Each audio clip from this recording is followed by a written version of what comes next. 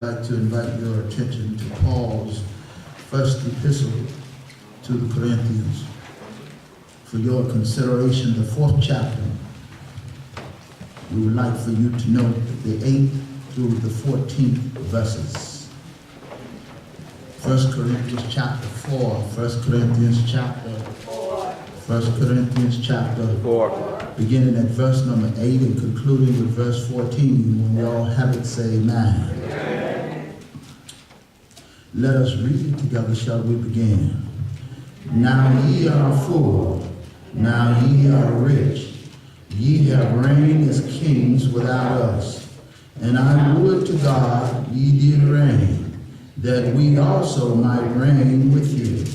For I think that God has set us forth thus, the apostles last, as it were appointed to death. For we are made a spectacle unto the world, and to angels, and to men. We are fools for Christ's sake, but ye are wise in Christ. We are weak, but ye are strong. Ye are honorable, but we are despised. Even unto this present hour we both hunger and thirst, and are naked, and are buffeted, and have no certain dwelling place, and labor, working with our own hands, being reviled, we bless, being persecuted, being defamed, we entreat. We are made as the filth of the world, and are the offscouring of all things unto this day. I write not these things to shame you, but as my beloved sons, I warn you. I want to talk about when the preacher uses irony. All right. When the preacher uses irony. When the preacher uses irony. Brothers and sisters, irony is a form of speech. All right. Used to say the opposite of what is being articulated. All right. If I say to you, you're right. You're always right. I'm always wrong. Using irony, it would mean that you're not right. All right. Because nobody can always be right. Just like no one can always be wrong. And so, it is here in this letter that Paul uses irony. All right. As he writes to the church at Corinth. Amen. Brothers and sisters, when he writes to this church and uses the form of speech of irony, most people use irony with sarcastic intent. All right. Which means that when most people use irony, they're usually trying to make fun All right. of you. Amen.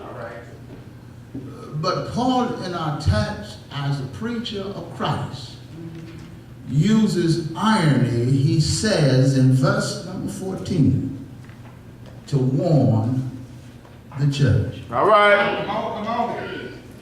And what is strange is that why would the church need to be warned? Because the church is doing well. All right. I mean, here is a church in the city of Corinth, among a population of Roman government. All right. Who have their own autonomy and their own independence. Amen. The people who are the members of the church of Corinth are people who have money, are people who have influence. These are not poor people, brothers and sisters. All right. These are not have-nots. These are people who have. Amen. In order for them to live in the commercial city of Corinth, All right. they had to be people who had good jobs. Amen. People who had their own homes. All right. But somehow they had came to Christ as a result of the preaching of the gospel. All right. And brothers and sisters, I submit to you that it does not matter what a person has. That's right. It doesn't matter whether they are rich or whether they are poor. It doesn't matter whether they are have or have not. All right. If they hear the gospel Amen. and are compelled to come to Jesus Christ, Amen. then they too can be saved. Amen. I had a witness here. Amen.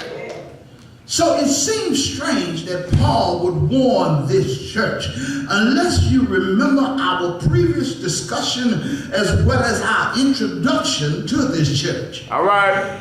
These were folks who were not only people of means, these were people who had become high-minded. All right. These were people in the church who had become lifted up in pride.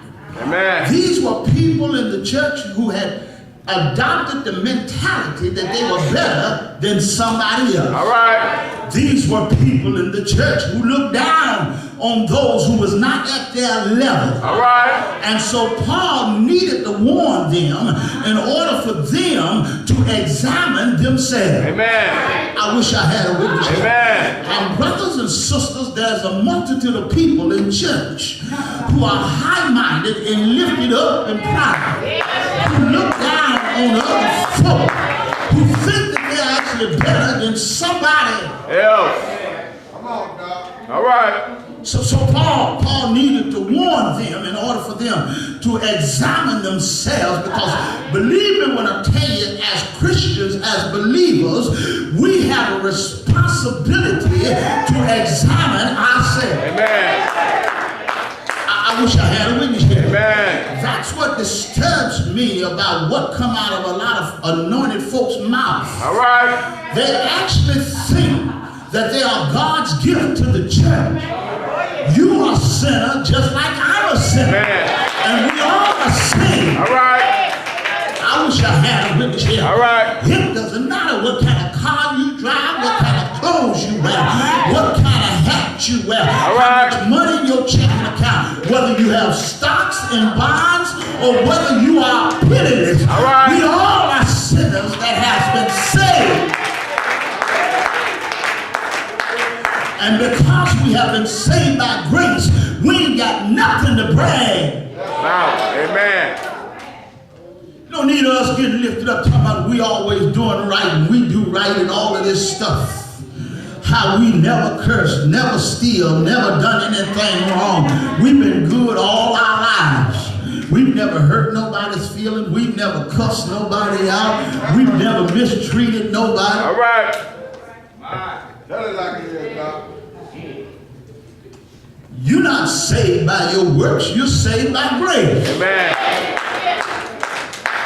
Amen. Because whether we realize it or not, all of us were born in sin. All right. Can I Amen. tell somebody that? Amen. All of us were born in sin and shaped in iniquity.